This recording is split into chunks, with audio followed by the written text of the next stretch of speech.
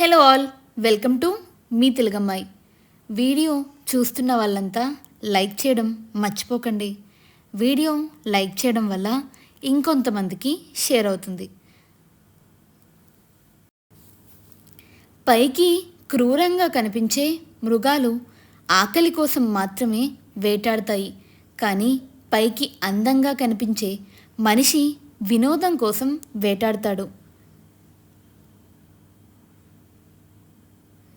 ఈర్ష్య అధికంగా కలవాడు, తన మీద తాను జాలుపడేవాడు, ఎంత చేసినా తృప్తి లేనివాడు, అధికంగా కోపం ఉన్నవాడు, అన్నిటినీ అనుమానించేవాడు, అన్నిటికీ ఇతరుల మీద ఆధారపడేవాడు, ఈ ఆరుగురు ఎప్పుడూ దుఃఖంలో ఉంటారు.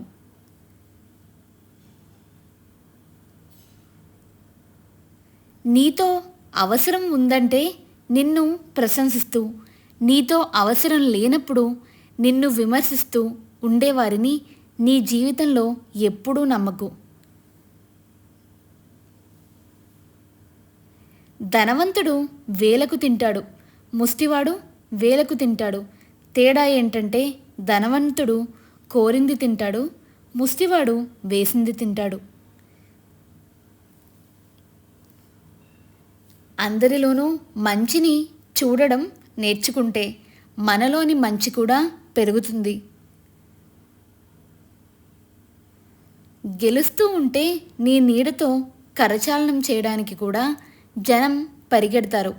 ఓటమి చీకట్లో నీ నీడ కూడా నీ పక్క నుంచి మాయమైపోతుంది.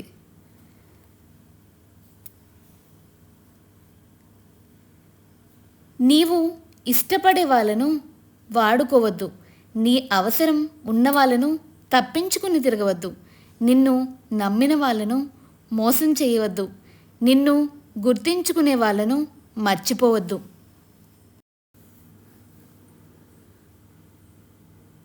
ఎవరికో నచ్చినట్టు నువ్వు బతికితే నీ జీవితం అంతా నటించాల్సి వస్తుంది.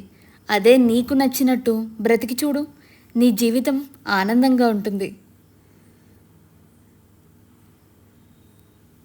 భౌతికంగా చంపడానికి ఆయుధం కావాలి, మానసికంగా చంపడానికి ఒక పదునైన మాట చాలు. అందుకే ఎవరిని మాటలతో నొప్పించకండి. మన వలన ఒకరు సంతోషంగా ఉన్నారంటే అది మన వ్యక్తిత్వం, మన వలన ఒకరు బాధపడుతున్నారంటే అది మన గుణం.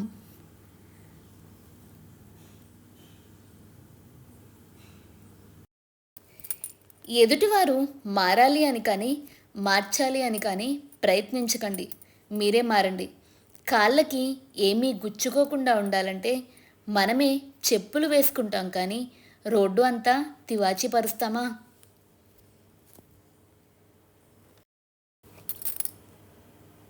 తామరాకు మీద ఎన్ని నీళ్లు పోసినా చుక్క కూడా నిలవదు. సముద్రం ఒడ్డున ఎంతలా పేరు రాసినా చెరిగిపోకుండా ఉండదు. మనల్ని ఇష్టపడని వ్యక్తిపై ఎంత ప్రేమ చూపించినా లాభం లేదు. దీపంలోని లక్ష్యాన్ని మీ స్వభావంగా మార్చుకోండి. ధనవంతుడి భవనంలో ఎంత వెలుగునిస్తుందో పేదవారి గుడిసెలోనూ అంతే వెలుగునిస్తుంది. మైండ్ని, మనసుని బ్యాలెన్స్ చేయడం చాలా కష్టం. మనసు ఒక మార్గాన్ని చూపిస్తే మైండ్ ఇంకో మార్గాన్ని ఎంచుకుంటుంది. చదివే చదువులో సంతోషాన్ని పొందితే అదే జీవితంలో ఉన్నత శిఖరాలకు చేరుస్తుంది. వాస్తవాన్ని అంగీకరించలేని అహం ఒక నయం కాని రోగం. మంచి పుస్తకం, మంచి వ్యక్తి అంత తొందరగా అర్థం కారు, లోతుగా చదవాల్సిందే. 1 సంవత్సరం పాటు బోధిస్తే ఎద్దు కూడా మర్మాలను తెలుసుకుని నడుచుకుంటుంది. కానీ 30 సంవత్సరాలు నేర్పినప్పటికీ మూర్ఖుడు తెలుసుకోలేడు. నీది కాని రోజు మౌనంగా ఉండు, నీదైన రోజు వినయంగా ఉండు. అప్పుడే నువ్వు జీవితకాలం నీ విలువ పెరుగుతూ ఉంటుంది. ప్రతిరోజు ప్రతి క్షణం పరిస్థితులు మారుతూ ఉంటాయి. దాన్ని అంచనా వేసిన వాడే జీవితంలో విజయం సాధించగలుగుతాడు.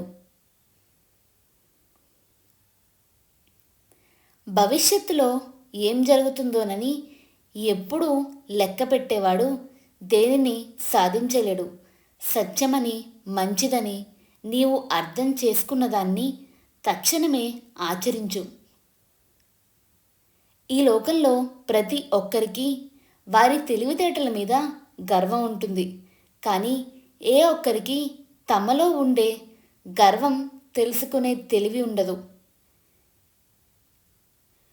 కోల్పోవడంలో ఉన్న బాధ తెలిసిన వారు ఇతరులను దోచుకోరు. ఇవ్వడంలో ఉన్న ఆనందం తెలిసిన వారు ఉన్నది దాచుకోరు. దూరం దూరంగా నాటిన మొక్కలు కూడా అవి పెరిగే కొద్దీ దగ్గరవుతాయి. కానీ మనుషులు పెరిగే కొద్దీ దూరం అవుతారు. జీవితం అనే పుస్తకంలో ఒక్కో పేజీ ఒక్కో అనుభవాన్నిస్తుంది. అందులో కొన్ని తీయనైన మధుర అనుభూతులనిస్తాయి, మరికొన్ని చేదైన స్మృతులుగా మిగులుతాయి. ఏదేమైనా జీవితంలో మంచి చెడు, సుఖం దుఃఖం అన్నీ రెండూ ఉంటాయి. మంచితో కూడిన సుఖం అందరితో పంచుకోవాలి అనిపిస్తుంది. చెడుతో కూడిన దుఃఖం ఒంటరిగానే భరించాల్సి వస్తుంది. ఇదే జీవిత సత్యం.